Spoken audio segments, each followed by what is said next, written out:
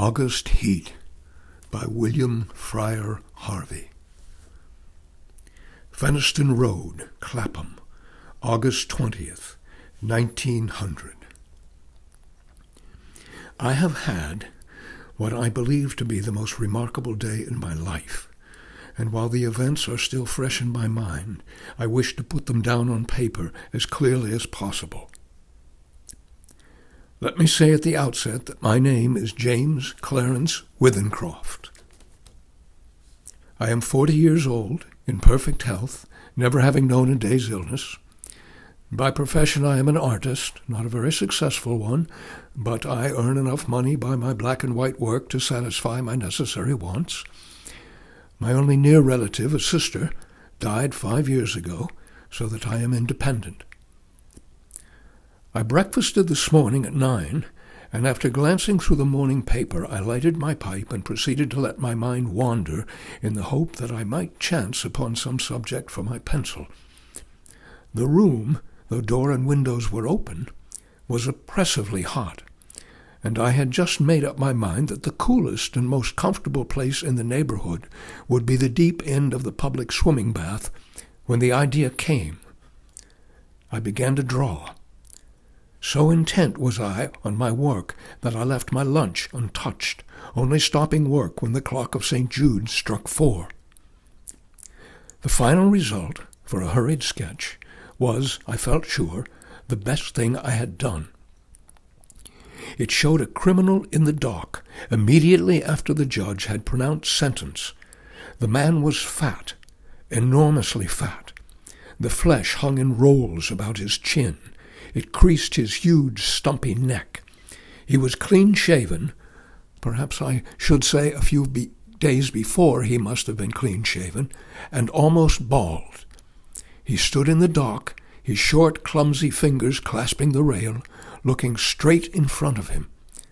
The feeling that his expression conveyed was not so much one of horror as of utter, absolute collapse. There seemed nothing in the man strong enough to sustain that mountain of flesh. I rolled up the sketch, and without quite knowing why, placed it in my pocket. Then, with the rare sense of happiness which the knowledge of a good thing well done gives, I left the house. I believe that I set out with the idea of calling upon Trenton, for I remember walking along Lytton Street and turning to the right along Gilchrist Road at the bottom of the hill where the men were at work on the new tram lines. From there onwards, I have only the vaguest recollection of where I went. The one thing of which I was fully conscious was the awful heat that came up from the dusty asphalt pavement as an almost palpable wave.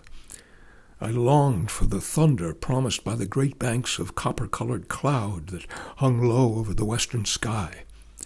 I must have walked 5 or 6 miles when a small boy roused me from my reverie by asking the time. It was 20 minutes to 7. When he left me, I began to take stock of my bearings. I found myself standing before a gate that led into a yard bordered by a strip of thirsty earth where there were flowers, purple stock and scarlet geranium. Above the entrance was a board with the inscription, "Charles Atkinson, monumental mason, worker in English and Italian marbles." And from the yard itself came a cheery whistle, the noise of hammer blows, and the cold sound of steel meeting stone. A sudden impulse made me enter. A man was sitting with his back towards me, busy at work on a slab of curiously veined marble. He turned round as he heard my steps, and I stopped short.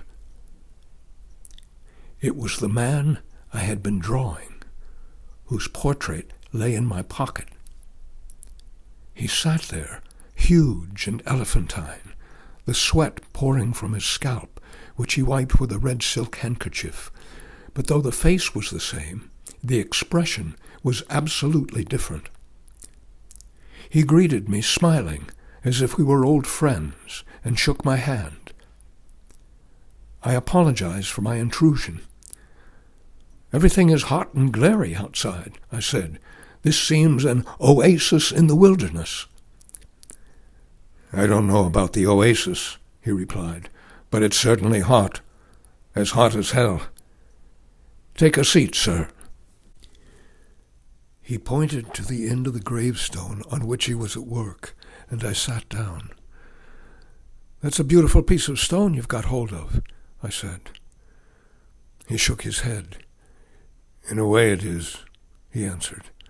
"The surface here is as fine as anything you could wish, but there's a big flaw at the back, though I don't expect you'd ever notice it.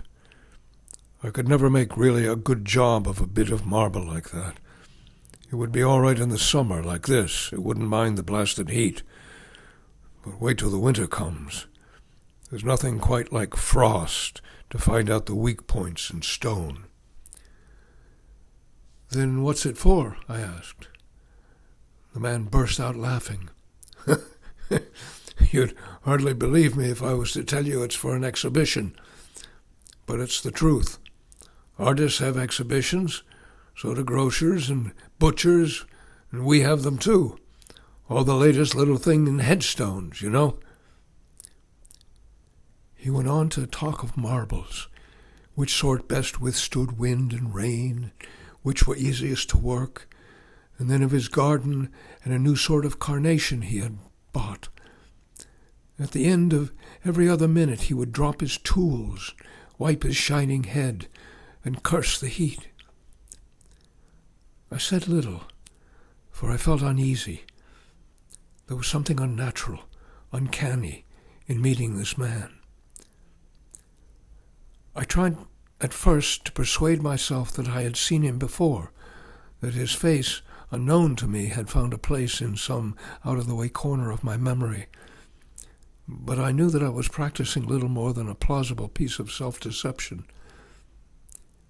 Mr. Atkinson finished his work, spat on the ground, and got up with a sigh of relief. "There. What do you think of that?" he said, with an air of evident pride. The inscription, which I read for the first time, was this: "Sacred to the memory of James Clarence Withencroft, born January 18th, 1860. He passed away very suddenly on August 20th, 1900. Quote, in the midst of life, we are in death." For some time I sat in silence. Then a cold shudder ran down my spine. I asked him where he had seen the name. "Oh, I didn't see it anywhere," replied Mr. Atkinson. "I wanted some name, and I put down the first that came into my head. Why do you want to know?" "It's a strange coincidence, but it happens to be mine." He gave a long, low whistle. "And the dates?" "I can only answer for one of them, and that's correct." "It's a rum go," he said. But he knew less than I did. I told him of my morning's work. I took the sketch from my pocket and showed it to him. And as he looked, the expression of his face altered until it became more and more like that of the man I had drawn.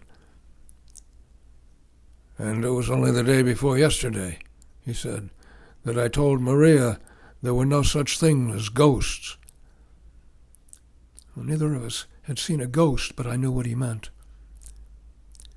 "You probably heard my name," I said. "And you must have seen me somewhere and have forgotten it.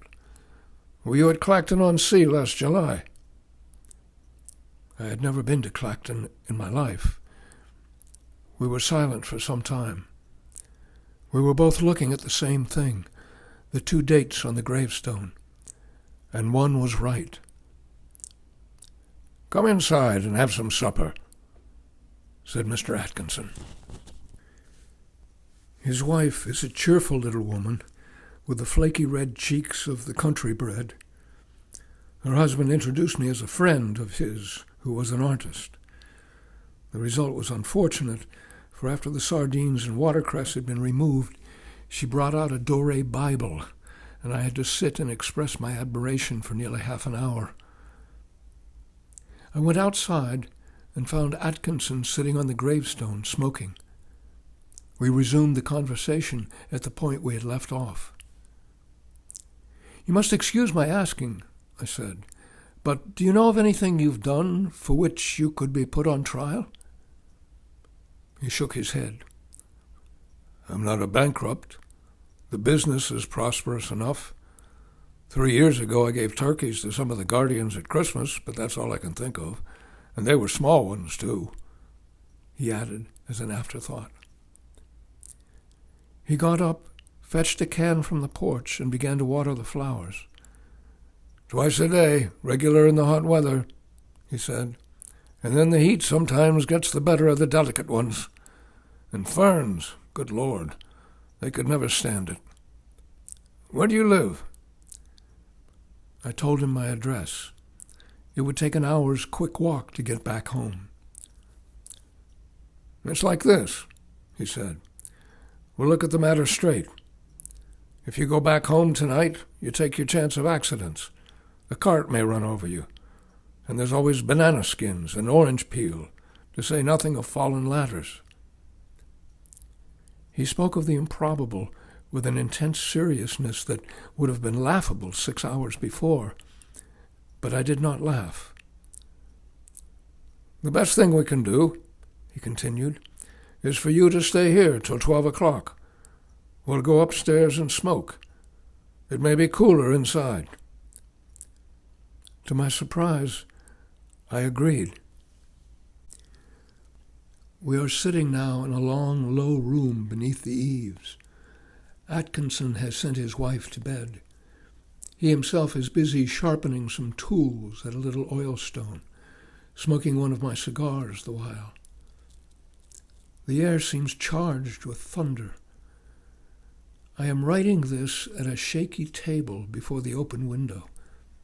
The leg is cracked, and Atkinson, who seems a handyman with his tools, is going to mend it as soon as he has finished putting an edge on his chisel.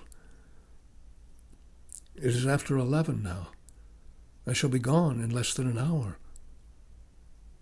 But the heat is stifling. It is enough to send a man mad.